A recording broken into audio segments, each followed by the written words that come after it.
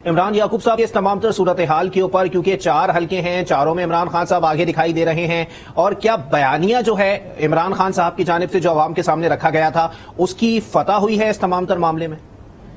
بسم اللہ الرحمن الرحیم۔ علی صاحب، بات یہ ہے کہ ابھی تو حتمی طور پہ رزلٹ نہیں آئے، لیکن جو ٹرینڈ نظر آ رہا ہے اس میں یہی لگ رہا ہے کہ عمران خان صاحب جو ہیں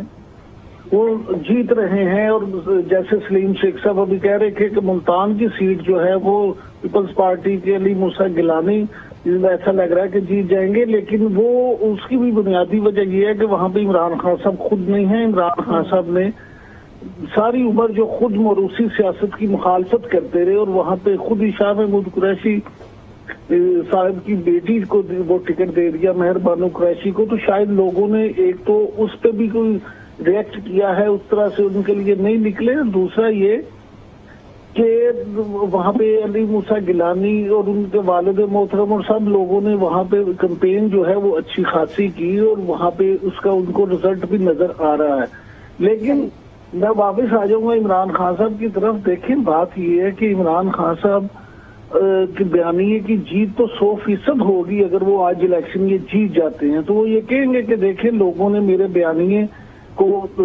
اون کیا ہے، اور انہوں نے اسی لیے مجھے ووٹ دے کے تمام سیٹوں پہ یہاں منتخب کیا ہے۔ لیکن اس منتخب ہو جانے کے بعد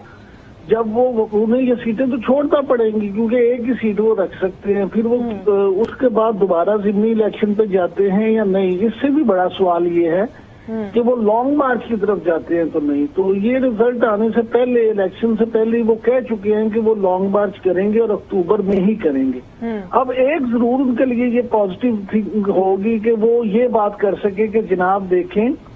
کہ میرے تو عوام جو ہے وہ میرے بیانیے کے ساتھ ہے، لہٰذا میری بات مانی جائے، اور وہ حلقے جو میٹر کرتے ہیں ان کے لیے بھی شاید عمران خان کو وہاں پہ دباؤ بڑھانے کا موقع ملے، اور ان کو یہ کہہ سکیں بیک ڈور چینلز کے ذریعے بھی کہ دیکھ لیں عوام نے میرے مخالفوں کو مسترد کر دیا ہے اور مجھے ووٹ دیے ہیں، تو لہٰذا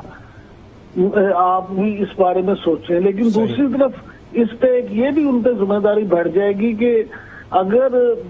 وہ اس پروسیس میں حصہ لے رہے ہیں تو پھر اسمبلی میں واپس کیوں نہیں جا رہے۔ یہ بھی پھر ان سے سوال پوچھا جائے گا کہ آپ ان اسمبلیوں میں پھر واپس جائیں۔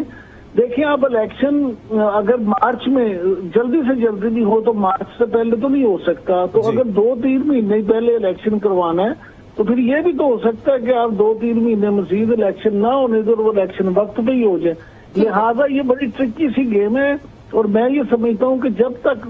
حتمی رزلٹ نہیں آ جاتے اور اس پہ عمران خان صاحب کا ریئیکشن نہیں آتا، اس وقت تک حتمی طور پہ کچھ کہا نہیں جا سکتا، کیونکہ عمران خان صاحب آپ کو پتہ یو ٹرن لینے کے بادشاہ ہیں، اور یو ٹرن لینے کو اچھا بھی سمجھتے ہیں۔ لہٰذا اب اس کے بعد جو وہ پالیسی اپنی بیان جاری کریں گے اس کے بعد ہی کوئی بات کی جا سکتی ہے۔ ٹھیک ہے، لیکن عمران صاحب یہاں پر یہ بات بھی اہم ہے کہ ایک جانب پی ٹی آئی ایک پارٹی ہے اور دوسری جانب بہت ساری پارٹیز ہیں۔ اب پی ڈی ایم اگر مکمل طور پر ساری پارٹیز مل کر بھی بے شک کتنا ہی بڑا بیانیہ کیوں نہ عمران کا کتنا ہی بڑا ٹرن کیوں نہ ہوئے، لیکن اگر تمام تر پارٹیاں مل کر بھی عمران خان کو تمام تر ریزلٹس آنے کے بعد شکست نہیں دے پاتی ہیں، تو یہ کتنا بڑا سوالیہ نشان ہوگا تمام تر پارٹیز کے اوپر بھی۔ دیکھیں،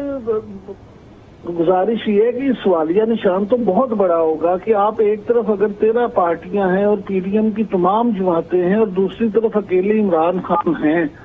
تو اس میں تو کوئی دوسری رائے نہیں ہے کہ عمران خان صاحب ان 13 پارٹیوں کو ہرائیں، اور پھر آپ دیکھیں 3-4 اس میں سیٹیں ایسی ہیں جہاں پہ بہت اہم لوگ کھڑے ہیں۔ سب سے پہلے 4 سدہ کی بات کر لیں تو ایمل ولی خان جو اپنی جماعت کے سربراہ ہیں، اور عوامی نیشنل پارٹی کو خاص طور پہ پاکستانی سیاست میں اور کے پی کی سیاست میں ایک بڑا مقام ہے، وہ پاکستان بننے سے پہلے کی سیاست۔ ٹھیک ہے، بہت شکریہ عمران یعقوب صاحب، سینئر تجزیہ کار ہم موجود تھے۔